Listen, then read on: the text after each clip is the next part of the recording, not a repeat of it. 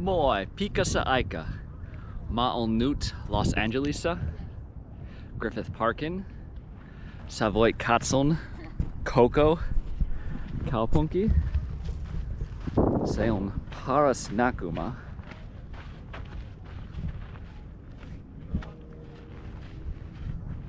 Ja Takana Minua on Hollywood sign, Ensnakin Mapuhun Suomea, Yasen Yalkin Mapuhun Englaniksi. Newt Minula on Melkein Kakstuhatta Tontia Suomenkieli opimimen. Ja minä opiskelen suomenkieli nyt 2 vuoden. Minun tavoitteeni on tulee B1-taso tasavuoden. Ja tämä on tosi kaunis näkymä. Ei paljon savu. En tolla varma mitä suomenkieli sanoja on smog, mutta savu toimii. Look at this road. It's straight out of Grand Theft Auto 5. So today I want to talk about how learning Finnish is like a psychedelic trip, or any other language for that matter. So one of the things you'll notice if you've ever taken psychedelics is your perception of time is going to be very different. And when I learned Finnish up to high A2 level, I haven't learned it yet, but I've been learning it for 2 years. I've noticed that my perception of time changes a lot. So when I was 32 in 2022 and I decided to learn Finnish seriously, I was thinking this is going to take maybe 2 to 4 years. My life is almost over. Well, at least my youth is almost over. And 2 to 4 years is like an eternity. Why would I even bother with such an endeavor? But then I did the work and I blinked and 2 years flew by like nothing. And that's what's going to happen with your life. You're going to blink, the next 2 years is going to be over, whether you decide to learn a language or not. Maybe a language isn't your chosen endeavor. You might have another endeavor closer to your heart, but you're going to blink and the time is going to pass anyway, whether you're pursuing the endeavor or not. And to get you into this frame of reference, imagine someone from the 1920s and what they felt like. Now, from the 1920s perspective, their reality was just as real to them as yours is to you right now. They weren't thinking, wow, I'm in such a historical era. Look at me, I'm in the 1920s. No, their life was perfectly normal with all their technology, their vacuum cleaners, consumer electronics, cars. It was real and modern to them. And it's all over. It's been 100 years. So pretty soon people are going to be thinking about you right now 100 years into the past. Your life is going to pass in the blink of an eye, whether you choose to take on a great endeavor or not. Now, the second thing that makes learning Finnish or any other language like a psychedelic trip is this internal examination of all your strengths and weaknesses. Now, there's 2 different levels of strengths and weaknesses. There's the strengths and weaknesses that come from your environment, your upbringing. For example, one of these fake weaknesses could be that I'm shy or introverted. But I know that if I'm in a situation where I feel like I have a lot to offer and a lot to contribute to the conversation, I'm going to be as lively as the biggest extrovert in the room. So these surface level strengths and weaknesses aren't really worthy of consideration when learning a language. So you want to look more psychedelic, look deeper at your strengths and weaknesses to take on a language such as Finnish. So one of my weaknesses is I'm not going to do anything that doesn't interest me. And Finnish has a pretty complicated grammatical system with 15 different noun cases. And I could have opened a textbook and studied the grammar directly, but I knew that I just wouldn't pay attention to it. I wouldn't learn Finnish grammar through a textbook. So I took probably the harder route of learning Finnish through pattern recognition only. So I know that my Finnish grammar is still inaccurate. I use inaccurate cases, but my Finnish teachers have corrected me less and less over time. So I'm learning Finnish similar to how a child learns. So that's a real weakness. I'm not going to do anything that doesn't satisfy my insatiable curiosity.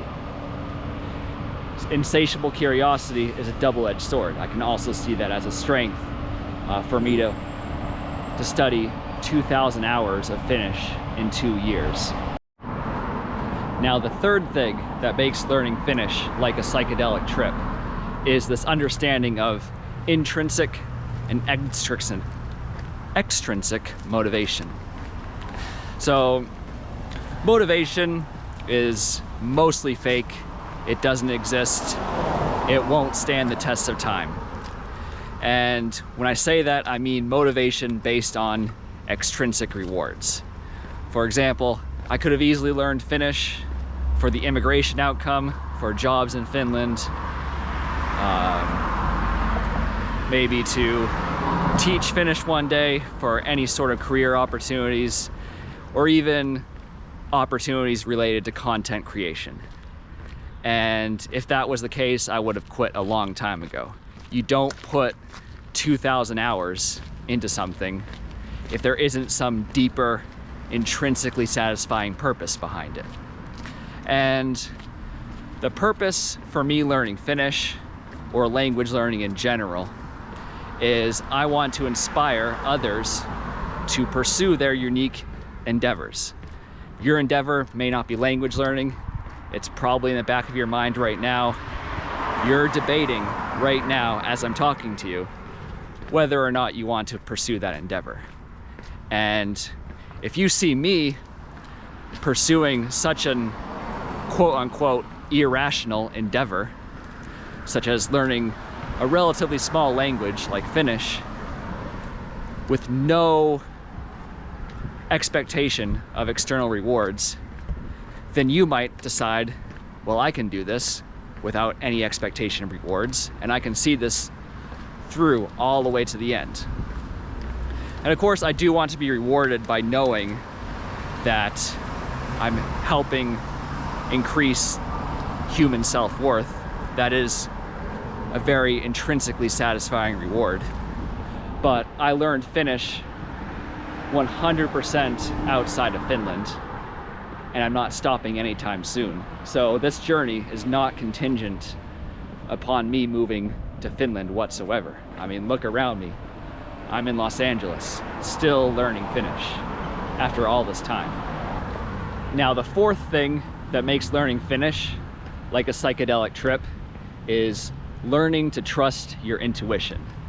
And everything about modern civilization is designed to erase your intuition. Everything is about the university, career track, buy a house in the suburbs. Anything that deviates from that track is considered unproductive. And it's like almost like if you deviate from the track, you're doing something wrong with your life. And intuition, it's pretty elusive. It's very obvious when you're on a psychedelic trip, and it comes to you when you're on a very purposeful endeavor, because it makes decisions more clear. For example, Finnish, it's a very simple endeavor. Hunter-gatherer people have been learning languages for a long time. It's not logistically complicated to learn a language. You just have to watch a lot of media with subtitles and get a lot of speaking time. And reading and writing can come on their own. If you're very interested in reading and writing, you can study those separately. But for now, I'm mainly focused on speaking and listening. So with a very logistically simple endeavor, it's very easy to see how intuition manifests itself, because either you're pursuing Finnish or you're not pursuing Finnish. And you know what emotional states of mind you need to be in to manifest Finnish all the way to the end. So when you're learning a language, you become really in tune with your intuition, because poor intuition means you're not going to study the language that day. If I have a poor intuition Finnish day, I might think Finnish isn't going to bring me the career opportunities. I'm never going to get to move to Finland. There's no immigration outcome for me.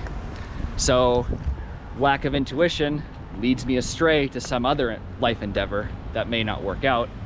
But then when I'm feeling this really beautiful language really close to my soul, and I'm completely in tune with my intuition, Finnish comes so naturally to me. I'll study 3 hours in a day without even thinking about it. Now, the fifth and final thing that makes learning Finnish like a psychedelic trip is an increase in self-worth. And I didn't really feel this until maybe 1 year into learning Finnish. And it's well known that a psychedelic trip will increase your self-worth for maybe 3 days after the trip. So with a psychedelic trip, you dissolve your ego. You know exactly what you have to offer to the world based on your sense of authentic self. And you have about 3 days to act. If you don't act within those 3 days of a psychedelic trip, you just slowly start getting absorbed back into reality. Your same work co-workers, your same friends, all the infrastructure of your life, your work routine, university routine, whatever daily routine you have, your existing habits, slowly start reinforcing the old version of yourself before the psychedelic trip.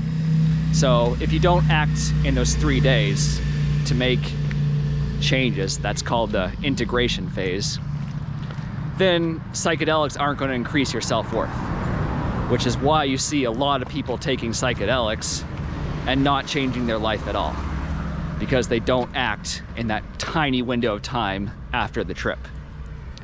But with learning a language, you constantly have to have a high self-worth. I mean, think about the first day when you're studying a language, you can't understand anything. To have the self-worth to think at some point in time, I'm going to be able to understand Finnish, that takes a certain level of delusion that has to transcend your existing self-worth. And you might persevere for the first year with delusion only, and then all of a sudden, your head is going to be above the water and you can understand the language. You can get your first year of learning a language. I would recommend just using delusion only. Even if you don't believe you can learn the language, just keep exposing yourself to the language, keep reading subtitles. And then after that first year, when you suddenly can understand something, maybe it's a TV show or a YouTube clip, then your self-worth just increases throughout every single endeavor you take on. Like, I know that if I can learn Finnish to conversational proficiency, I can do anything I want to in life. And the key with self-worth and languages or your chosen endeavor is to see it not as abilities, but as costs. So seeing Finnish as costs, there might be time, there might be money, or what's the other one?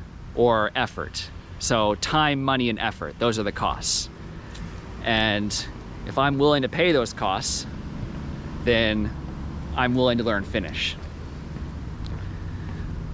So seeing an endeavor in terms of costs rather than seeing it as strengths and weaknesses or self-worth, that's applicable to any endeavor.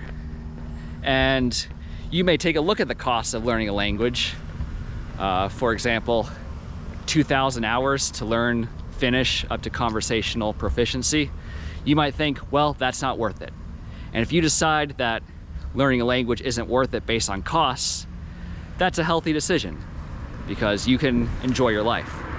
But if you decide to not learn a language or take on your chosen endeavor because of self-worth, that's a very sad thing. So always make sure that you're taking on an endeavor with costs in mind, not self-worth. So Finnish has been the psychedelic trip of all psychedelic trips. I've experienced more impossible coincidences learning this language than any other endeavor that I've taken on in life. So somehow this beautiful language is connected to universal consciousness. Ja nyt mä puhun vähän suomea.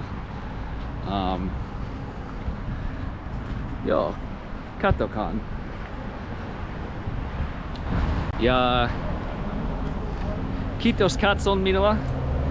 Ja nadan serva aika. Moi moi.